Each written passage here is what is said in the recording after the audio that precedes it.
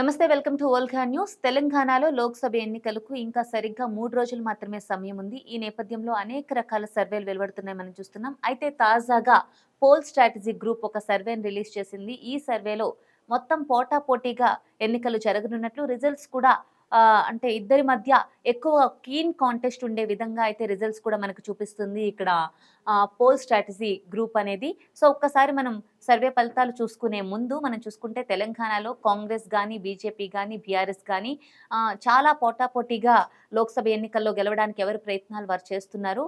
ఒకవైపు కాంగ్రెస్ ఆల్రెడీ అసెంబ్లీలో గెలుచుకోవడంతో రాష్ట్రంలో నిరూపించుకున్నాం. ఇంకా ఇక్కడ లోక్సభ స్థానాలు కూడా ఎక్కువగా గెలిచి కేంద్రంలో తమ అధికారాన్ని చూపించుకోవాలని చెప్పి ప్రయత్నం చేస్తుంది.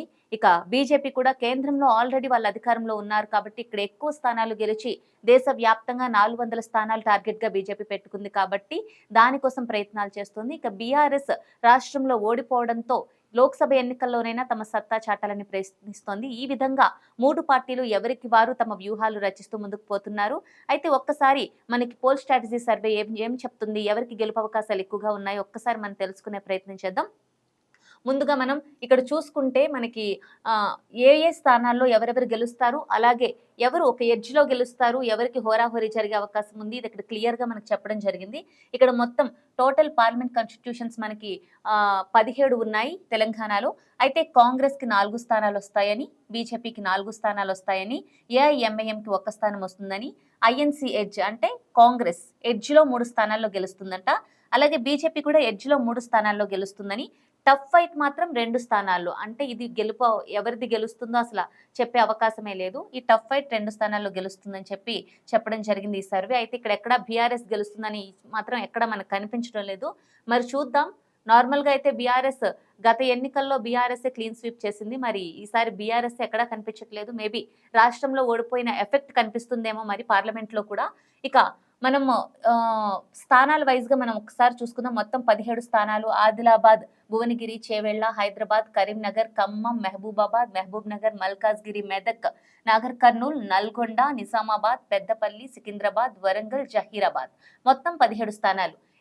ఈ స్థానాల్లో ఎవరెవరు గెలుస్తారో కూడా మనకి ఇక్కడ క్లియర్ గా వారు చెప్పడం జరిగింది. ఆదిలాబాద్ లో బీజేపీ ఎడ్జ్ లో గెలుస్తుందని, భువనగిరిలో కాంగ్రెస్ ఎడ్జ్ లో, చేవేళ్ల బీజేపీ ఘన విజయం, హైదరాబాద్ లో మనకు తెలుసు ఎంఐఎం, హైదరాబాద్ లో ఎప్పుడు ఎంఐఎంఏ గెలుస్తుంది. అయితే ఈసారి మాత్రం కొంత ఎంఐఎం గ్రాఫ్ తగ్గడానికి అయితే అవకాశం ఉంది. గెలుపు అయితే ఎంఐఎంఏ గెలిచినప్పటికీ అక్కడ మాధవీలత గట్టి పోటీ ఇస్తున్నారు బీజేపీ తరఫున. బీజేపీ స్థానంలో నిలిచిన మాధవీలత అయితే గట్టిగా ప్రచారం చేస్తున్నారు. బీజేపీ అధికారంలోకి వస్తే ఏం చేయగలుగుతారో, ఏం చేస్తుందో కూడా ఆమె గొంతు అయితే వినిపిస్తున్నారు.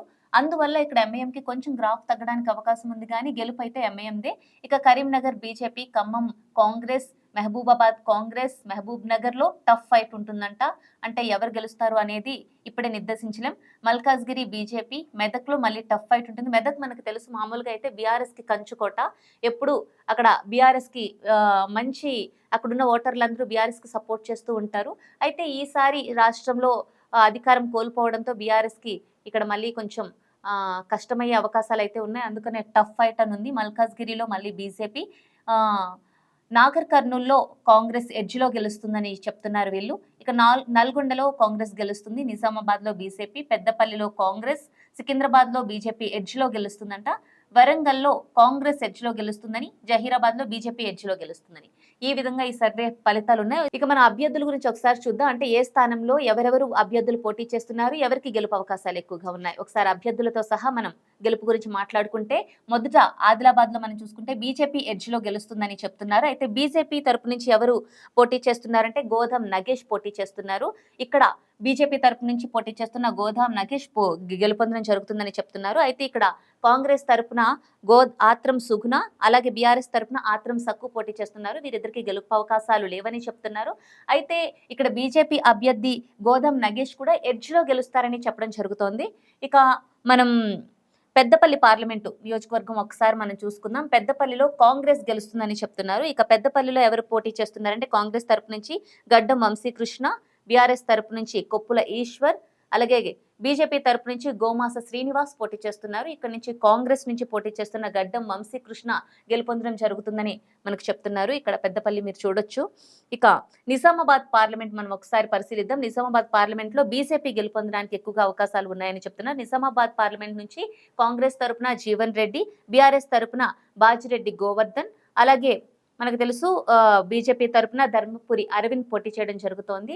అయితే ఇక్కడ మనకి జీవన్ రెడ్డి గెలుస్తారని చెప్తున్నారు కాంగ్రెస్ అభ్యర్థి. చూడాలి మరి ఏం జరుగుతుందో. ఇక జహీరాబాద్ పార్లమెంట్ అభ్యర్థి మనం ఒకసారి పరిశీలిద్దాం. జహీరాబాద్ లో అయితే బీజేపీ ఎడ్జ్ లో గెలుస్తుందని మనకు చెప్తున్నారు. జహీరాబాద్ లో మనకి కాంగ్రెస్ నుంచి సురేష్ షెట్కర్ పోటీ చేస్తున్నారు. బీఆర్ఎస్ తరపు నుంచి గాలి అనిల్ కుమార్ పోటీ చేస్తున్నారు. బీజేపీ తరపు నుంచి బీబీ పాటిల్ పోటీ చేస్తున్నారు. అయితే బీబీ పాటిల్ కి సురేష్ షెట్కర్ కి హోరాహోరీ ఉంటుంది. అంటే కాంగ్రెస్ బీజేపీకి హోరాహోరీ ఉంటుంది. కానీ గెలుపు మాత్రం ఎడ్జ్ లో బీజేపీకి ఎక్కువ అవకాశాలు ఉన్నాయి. అంటే బీబీ పాటిల్ కి ఎక్కువ అవకాశాలు ఉన్నాయని చెప్పి ఈ సర్వే చెప్పడం జరుగుతుంది. ఇక మెదక్ పార్లమెంట్ మనం చూసుకుంటే మెదక్ కూడా టఫ్ ఫైట్ ఉంటుందని మనకి తెలుస్తోంది. మెదక్ లో మనం చూసుకుంటే కాంగ్రెస్ తరపు నుంచి నీలం మధు, బీఆర్ఎస్ తరపు నుంచి వెంకట్రామరెడ్డి, బీఆర్ఎస్ తరపు బీజేపీ తరపు నుంచి రఘునందన్ రావు పోటీ చేస్తున్నారు. ఇక మీరు చూసుకుంటే అభ్యర్థులు కూడా వీళ్ళందరూ చాలా టఫ్ అభ్యర్థులు. ఎవరు గెలుస్తారో చెప్పడానికి ఏమాత్రం ఛాన్స్ లేదు. అయితే మాత్రం ఇక్కడ వెంకట్రామిరెడ్డి అంటే బీఆర్ఎస్ అభ్యర్థి వెంకట్రామిరెడ్డికి బీజేపీ అభ్యర్థి రఘునందన్ రావుకు మధ్య గట్టి పోటీ నడిచే అవకాశం ఉంది. గెలుపు కూడా వీరిద్దరి మధ్యలోనే ఉంటుంది. కానీ ఎవరు గెలుస్తారు అనేది చెప్పడం చాలా కష్టమని మనకు తెలుస్తోంది. అందుకని మెదక్లో టఫ్ ఫైట్ మనం చూడొచ్చు. ఇక మల్కాజ్గిరి మనం పార్లమెంటు స్థానం ఒకసారి చూద్దాం. మల్కాజ్గిరిలో బీజేపీకి ఎక్కువ అవకాశాలు ఉన్నాయి. ఇక్కడ కాంగ్రెస్ తరపు నుంచి సునీతారెడ్డి గెలుస్తుంది. ఈమె బీఆర్ఎస్ నుంచి కాంగ్రెస్ కి షిఫ్ట్ అయిన ఆమె. సో కాంగ్రెస్ లో ఈమెకి సీట్ ఇవ్వడం జరిగింది. ఇక బీఆర్ఎస్ నుంచి రాగిడి లక్ష్మారెడ్డి, బీజేపీ తరపు నుంచి ఈటెల రాజేందర్. మనకు తెలుసు అభ్యర్థిని చూస్తేనే ఇంకా బీజేపీ గెలుస్తుందని మనం చెప్పుకునే సిచ్యువేషన్ ఉంది. మల్కాజ్గిరి నుంచి ఈటెల రాజేందర్ ఎంత బలమైన లీడరో మనకు తెలుసు. ఆ విధంగా మల్కాజ్గిరిలో ఈటెల రాజేందర్కి మరొకసారి గెలుపు అవకాశాలు ఉన్నట్లు తెలుస్తోంది. ఇంకా సికింద్రాబాద్ పార్లమెంట్ స్థానం ఒకసారి మనం చూసుకుంటే బీజేపీ ఎడ్జ్ లో గెలుస్తుందంట. సికింద్రాబాద్ లో కాంగ్రెస్ తరపు నుంచి దానం నాగేందర్, బీఆర్ఎస్ తరపు నుంచి పద్మారావు గౌడ్, అలాగే బీజేపీ తరపు నుంచి కిషన్ రెడ్డి పోటీ చేస్తున్నారు. అయితే సికింద్రాబాద్ లో బీజేపీ ఎడ్జ్ లో అంటే కిషన్ రెడ్డి ఎడ్జ్ లో గెలిచేస్తారంట. ఎందుకంటే ఆయన ఆల్రెడీ కేంద్ర మంత్రిగా కూడా ఉన్నారు. ఆయనకి మళ్ళీ ఒకసారి అవకాశం రావడానికి ఛాన్సెస్ ఎక్కువగా కనిపిస్తున్నాయి. ఇక హైదరాబాద్ పార్లమెంట్ మనం ఒకసారి చూసుకుంటే ఎంఐఎం మనం తెలుసు. హైదరాబాద్ పార్లమెంట్ స్థానంలో ఇద్దరే పోటీ చేస్తున్నారు, అసదుద్దీన్ ఓవైసీ. ఎందుకంటే ఇంటర్నల్ గా కాంగ్రెస్ ఎంఐఎం కి సపోర్ట్ అని అంటారు కాబట్టి ఇక్కడ అభ్యర్థులైతే ఇద్దరే, మాధవీలత బీజేపీ నుంచి చూసుకుంటే అసదుద్దీన్ ఓవైసీకే ఎక్కువగా అవకాశాలు ఉన్నాయి. ఇక చేవేళ్ల పార్లమెంటు స్థానం మనం ఒకసారి చూద్దాం. చేవేళ్ల పార్లమెంటు స్థానంలో బీజేపీకి ఎక్కువగా అవకాశాలు ఉన్నాయి. చేవేళ్లలో కాంగ్రెస్ నుంచి రంజిత్ రెడ్డి, బీఆర్ఎస్ నుంచి కాసాని జ్ఞానేశ్వర్ మీకు తెలుసు కదా, ఆయన టీడీపీలో ఉండేవారు. బీఆర్ఎస్ కి షిఫ్ట్ అవ్వడం జరిగింది. టీడీపీ ఇక్కడ ఆల్మోస్ట్ ఎక్కడా పోటీ చేయడం జరగట్లేదు. ఆల్మోస్ట్ భూస్థాపితం అయిపోవడంతో తెలంగాణలో అక్కడ ఆయన చీఫ్ గా ఉండేవారు టీడీపీలో, తెలంగాణ టీడీపీలో. ఆయన బీఆర్ఎస్ కి షిఫ్ట్ అవ్వడం, ఈ విధంగా పార్లమెంటు స్థానం బీఆర్ఎస్ ఈయనకి ఇవ్వడం జరిగింది. అలాగే బీజేపీలో కొండా విశ్వేశ్వర్ రెడ్డి, వీళ్ళు ముగ్గురు పోటీ చేస్తున్నారు. అయితే ఇక్కడ రంజిత్ రెడ్డికే ఎక్కువ అవకాశాలు మనకు కనిపిస్తున్నాయి. చేవేళ్ల నుంచి కొండా విశ్వేశ్వర్ రెడ్డికి, రంజిత్ రెడ్డికి పోటీ ఉంటుంది. కానీ చేవేళ్లలో అయితే బీజేపీకి ఎక్కువ అవకాశాలు ఉన్నట్లు మనకు చెప్తున్నారు. కొండా విశ్వేశ్వర్ రెడ్డికి ఎక్కువగా అవకాశాలు ఉన్నట్లు తెలుస్తోంది.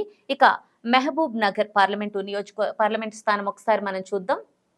మహబూబ్ నగర్ లో టఫ్ ఫైట్ అంటే మెదక్లో ఏ విధంగా టఫ్ ఫైట్ ఉంటుందో అలాగే మహబూబ్ నగర్ లో కూడా టఫ్ ఫైట్ ఉండడానికి ఛాన్సెస్ ఉన్నాయి. కాంగ్రెస్ తరపు నుంచి చల్లా వంశీచంద్, బీఆర్ఎస్ తరపు నుంచి మన్నే శ్రీనివాస్, బీజేపీ తరపు నుంచి డీకే అరుణ పోటీ చేస్తున్నారు. అయితే మహబూబ్ నగర్ లో టఫ్ ఫైట్ వీరు ముగ్గురు మధ్య ఉండడానికి అవకాశం ఉంది. అయితే బీజేపీ అభ్యర్థి అయినటువంటి డీకే అరుణకి ఎక్కువగా అవకాశాలు ఉన్నట్లు మనకు తెలుస్తుంది. ఇక నాగర్ కర్నూలు పార్లమెంట్ మనం చూసుకుంటే కాంగ్రెస్ ఎడ్జ్ లో గెలుస్తుందంట. నాగర్ కర్నూలులో కాంగ్రెస్ తరపు నుంచి మల్లు రవి గెలుస్తారని మనకు చెప్తున్నారు. ఇక బీఆర్ఎస్ తరపు నుంచి ఆర్ఎస్ ప్రవీణ్ పోటీ చేస్తున్నారు. అలాగే బీజేపీ తరపు నుంచి భరత్ పోటీ చేస్తున్నారు. అయితే ఇక్కడ మల్లు రవికే ఎక్కువగా అవకాశాలు ఉన్నట్లు మనకు తెలుస్తుంది. ఇక్కడ అయితే పోటీ అయితే ఉంటుంది. ఎడ్జ్ లో కాంగ్రెసే గెలుస్తుందని మనకి ఇక్కడ కనిపిస్తోంది. ఇక నల్గొండ పార్లమెంటు స్థానం మనం ఒకసారి చూసుకుంటే కాంగ్రెస్ తరపు నుంచి రఘువీర్ రెడ్డి, బీఆర్ఎస్ తరపు నుంచి కంచర్ల కృష్ణారెడ్డి, బీజేపీ తరపు నుంచి సైద్ రెడ్డి పోటీ చేస్తున్నారు. నల్గొండలో ఎవరు గెలవడానికి అవకాశాలు ఉన్నాయంటే కాంగ్రెస్ గెలవడానికి ఎక్కువగా అవకాశాలు ఉన్నట్లు తెలుస్తుంది. రఘువీర్ రెడ్డికి ఎక్కువగా అవకాశాలు ఉన్నట్లు తెలుస్తుంది. రఘువీర్ రెడ్డి మీకు తెలుసు కదా, దగ్గుబాటి వెంకటేష్ వియ్యంకుడిగా ఆయన ఉన్నారు. వెంకటేష్ కూతుర్ని ఆయన కొడుకు చేసుకోవడం జరిగింది. ఈ నేపథ్యంలో వెంకటేష్ కూతురు కూడా ఆయన కోసం ప్రచారం చేయడం, గతంలో ఒక 2 రోజుల క్రితం వెంకటేష్ కూడా ఆయన తరపున ప్రచారం చేయడం జరిగింది. ఈ నేపథ్యంలో నల్గొండ నుంచి దగ్గుబాటి వెంకటేష్ వియ్యంకుడైన రఘువీర్ రెడ్డికి ఎక్కువగా అవకాశాలు ఉన్నట్లు తెలుస్తోంది. ఇక భువనగిరి పార్లమెంట్ మనం ఒకసారి చూసుకుంటే భువనగిరిలో కాంగ్రెస్ ఎడ్జ్లో గెలుస్తారని మనకు తెలుస్తోంది. ఇక్కడ కాంగ్రెస్ తరపు నుంచి చామల కిరణ్, బీఆర్ఎస్ తరపు నుంచి క్యామా మల్లేష్, బీజేపీ తరపు నుంచి బూరా నర్సయ్య పోటీ చేస్తున్నారు. అయితే చామల కిరణ్ కే కాంగ్రెస్ కి అవకాశాలు ఉన్నట్లు తెలుస్తోంది. ఇక వరంగల్ పార్లమెంట్ ఒకసారి మనం చూద్దాం. వరంగల్లో కాంగ్రెస్ ఎడ్జ్లో గెలవడానికి అవకాశం ఉంది. ఇక్కడ కడియం శ్రీహరి కూతురు కడియం కావ్య పోటీ చేస్తుంది వరంగల్ పార్లమెంటు స్థానం నుంచి. ఇక బీఆర్ఎస్ నుంచి సుధీర్ కుమార్, బీజేపీ నుంచి ఆరూరి రమేష్ పోటీ చేస్తున్నారు. దీనికి కూడా ఒక స్టోరీ ఉంది. కడియం శ్రీహరి మొదట బీఆర్ఎస్ లో ఉన్న ఓ కీలక నేత మీకు తెలుసు. అయితే ఈ పార్లమెంటు స్థానం కోసం మొదట బీఆర్ఎస్ ని అడిగినప్పుడు కడియం కావ్యకు బీఆర్ఎస్ సీటు కూడా ఖరారు చేసి ఉదయం వెళ్ళి ఆ సీటు ఖరారైందని చెప్పి ఆమె వెళ్ళి తెలుసుకోవడం జరిగింది కేసీఆర్ దగ్గరికి వెళ్ళి. అయితే సాయంత్రానికే ఈ తండ్రి కూతుర్లు ఇద్దరూ కలిపి కాంగ్రెస్ లో చేరడం జరిగింది. అలా కాంగ్రెస్ లో ఈమెకి సీటు దక్కడం జరిగింది. అయితే కడియం కావ్యకే ఇక్కడ అవకాశాలు ఉన్నట్లు తెలుస్తోంది వరంగల్ పార్లమెంటు స్థానంలో. చూడాలి మరేం జరుగుతుందో. ఇక మహబూబాబాద్ పార్లమెంట్ ఫైనల్ గా మనం చూసుకుంటే మహబూబాబాద్ లో కూడా కాంగ్రెస్ కే ఎక్కువగా అవకాశాలు మనకు కనిపిస్తున్నాయి. మహబూబాబాద్ లో కాంగ్రెస్ తరపు నుంచి బలరాం నాయక్ పోటీ చేస్తున్నారు. బీఆర్ఎస్ తరపు నుంచి మాలోత్ కవిత, బీజేపీ తరపు నుంచి సీతారాం నాయక్ పోటీ చేస్తున్నారు. అయితే ఇక్కడ కూడా బలరాం నాయక్ కి ఎక్కువగా అవకాశాలు మనకు కనిపిస్తున్నాయి. ఈ విధంగా ఓవరాల్ గా మనం చూసుకుంటే కాంగ్రెస్ 4 స్థానాల్లో, బీజేపీ 4 స్థానాల్లో పోటీ గెలవడానికి అవకాశాలు ఉన్నాయి. ఎంఐఎం 1 స్థానంలో గెలిస్తే ఇక కాంగ్రెస్ ఎడ్జ్లో 3, బీజేపీ ఎడ్జ్లో 3, టఫ్ ఫైట్ 2. అంటే ఇక్కడ ఈ సర్వే మనకి పోల్ స్ట్రాటజీ గ్రూప్ సర్వే మనకు చెప్పింది ఏంటంటే ఈక్వల్ గా చెప్పింది. ఎక్కడ ఎవరు ఎక్కువ ఎవరు తక్కువ అనేది మనకి ఇక్కడ కనిపించట్లేదు. టోటల్ గా కాంగ్రెస్ 7 స్థానాల్లో గెలుస్తుందని, బీజేపీ 7 స్థానాల్లో గెలుస్తుందని, ఎంఐఎం 1 స్థానంలో గెలుస్తుందని, 2 చోట్ల హోరాహోరీ ఉంటుందని. అంటే ఈ 2 చోట్ల హోరాహోరీలో ఎవరు గెలిచే అవకాశాలు ఉంటే వాళ్ళదే పార్లమెంట్లో ఎక్కువ స్థానాలు గెలిచినట్టు అవుతుందన్నమాట. సో ఆ విధంగా మనకి పోల్ స్ట్రాటజీ గ్రూప్ సర్వే తెలుపుతుంది. మరి చూడాలి, ఇంకా 3 రోజుల్లోనే ఎన్నికలు ఉన్నాయి. రిజల్ట్స్ వచ్చే వరకు ఆగాల్సిందే. ఇందులో ఎవరు ఎన్ని స్థానాలు గెలుస్తారు, ఎవరికి పార్లమెంట్లో ఎక్కువ బలం ఉంటుంది అనేది తెలుసుకోవాలంటే మన రిజల్ట్స్ వచ్చే వరకు ఆగాల్సిందే.